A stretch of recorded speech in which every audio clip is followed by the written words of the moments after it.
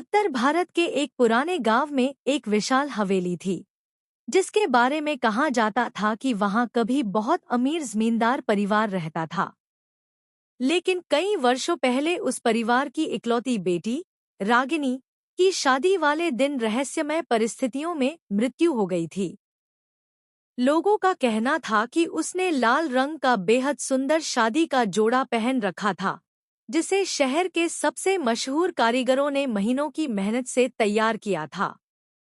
उस हादसे के बाद हवेली हमेशा के लिए बंद हो गई और वह शादी का जोड़ा भी उसी हवेली में कहीं गायब हो गया। गांव वाले मानते थे कि जो भी उस जोड़े को पहनने की कोशिश करेगा, उसकी जिंदगी हमेशा के लिए अंधकार में डूब जाएगी। करीब 50 साल बाद शहर की एक फैशन डिजाइनर सिया पुराने कपड़ों और प्राचीन वस्तुओं की तलाश में उस गांव पहुंची। उसे पुरानी चीजों को नया रूप देने का शौक था। गांव वालों ने उसे हवेली में जाने से मना किया, लेकिन सिया इन कहानियों को केवल अंधविश्वास समझती थी। एक शाम वह कैमरा और टॉर्च लेकर हवेली के अंदर चली गई। हवेली के टूटे हुए दरवाजे अपने आप चरमराकर बंद हो गए। धूल से भरे कमरों में अजीब सी ठंडक थी, जबकि बाहर गर्मी का मौसम था। ऐसा लग रहा था जैसे कोई अदृश्य नजर हर पल उसका पीछा कर रही हो। कई कमरों की तलाशी लेने के बाद उसे ऊपर की मंजिल पर एक पुरानी लकड़ी की अलमारी दिखाई दी, जिस पर मोटी जंग लगी हुई थी। जैसे ही उसने अलमारी खोली, भीतर से हल्की गुलाब की खुशबू आई। अंदर लाल रंग का बेहद खूबसूरत शादी का जोड़ा रखा था। वर्षों बीत जाने के बावजूद वह बिल्कुल नया लग रहा था। उसके सुनहरे धागे चांदनी की तरह चमक रहे थे। सिया उस सुंदरता को देखकर खुद को रोक नहीं पाई। उसने सोचा कि इतना कीमती जोड़ा किसी संग्रहालय में होना चाहिए। जैसे ही उसने उसे हाथ लगाया, हवेली में तेज हवा चलने लगी और दूर कहीं किसी औरत की धीमी हंसी गूंज उठी। सिया डर गई, लेकिन फिर भी वह जोड़ा अपने बैग में रखकर शहर लौट आई। उसी रात उसने मजाक में वह शादी का जोड़ा पहनकर आईने के सामने तस्वीरें लेने का फैसला किया। जैसे ही उसने जोड़ा पहना, कमरे का तापमान अचानक बहुत नीचे गिर गया। आईने में उसे अपना चेहरा दिखाई दे रहा था, लेकिन उसके पीछे एक दूसरी दुल्हन भी खड़ी थी, जिसका चेहरा घूंघट से ढका हुआ था।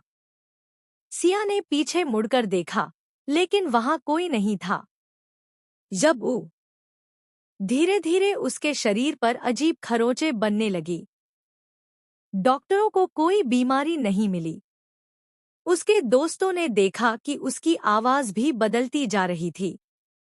कभी कभी वह बिल्कुल किसी दूसरी लड़की की तरह बोलने लगती। एक रात उसके मोबाइल में बिना किसी नंबर के वीडियो कॉल आई। स्क्रीन पर वही पुरानी हवेली दिखाई दे रही थी। फिर कैमरा धीरे धीरे एक कमरे की ओर बढ़ा, जहां वही दुल्हन कुर्सी पर बैठी थी। उसने अपना घूंघट उठाया। उसका चेहरा पूरी तरह जला हुआ था, लेकिन उसकी आंखें जिंदा इंसान की तरह चमक रही थी। उसने केवल एक ही बात कही, मेरी शादी अभी अधूरी है। अगले दिन सिया डर के मारे फिर उसी गांव पहुंची। उसने गांव के सबसे बूढ़े पुजारी से मदद मांगी। पुजारी ने बताया कि रागिनी की शादी वाले दिन उसके होने वाले पति ने लालच में किसी और अमीर परिवार की लड़की से शादी करने का फैसला कर लिया था। अपमान और दुख से भरी रागिनी ने उसी शादी के जोड़े में अपनी जान दे दी थी। मरते समय उसने शाप दिया था कि जो भी उस जोड़े को पहनेगा, उसकी आत्मा उसे अपनी जगह कैद कर लेगी और खुद फिर से जीवित होने की कोशिश करेगी। पुजारी ने कहा कि उस जोड़े को उसी हवेली में वापस रखकर विशेष पूजा करनी होगी। रात के 12 बजे सिया और पुजारी हवेली पहुंचे। जैसे ही उन्होंने जोड़ा अलमारी में रखने की कोशिश की, पूरा कमरा कांपने लगा। दरवाजे अपने आप बंद हो गए। चारों ओर से औरतों के रोने की आवाज आने लगी। अचानक रागिनी की आत्मा उनके सामने प्रकट हुई। उसका चेहरा आधा सुंदर और आधा जला हुआ था। उसकी आंखों से खून जैसे आंसू बह रहे थे। उसने गुस्से से कहा, अब कोई मुझे यहाँ से अलग नहीं कर सकता। पुजारी मंत्र पढ़ने लगे, लेकिन आत्मा और अधिक शक्तिशाली होती गई। हवेली की दीवारों से खून टपकने लगा। फर्श पर अपने आप शादी के मंडप जैसा निशान बन गया। रागिनी ने सिया का हाथ पकड़ लिया। उसकी पकड़ बर्फ से भी ज्यादा ठंडी थी। सिया को लगा जैसे उसकी सांस रुक रही हो। तभी उसने हिम्मत करके वही शादी का जोड़ा आग में फेंक दिया, जो पुजारी पहले से तैयार कर चुके थे। जैसे ही जोड़ा जलने लगा, हवेली में भयानक चीख गूंज उठी। रागिनी की आत्मा आग की लपटों में बदल गई और धीरे धीरे धुएं की तरह गायब हो गई। सब कुछ शांत हो गया। सिया ने राहत की सांस ली और गांव छोड़ दिया। उसे लगा कि अब सब खत्म हो चुका है। लेकिन कई महीनों बाद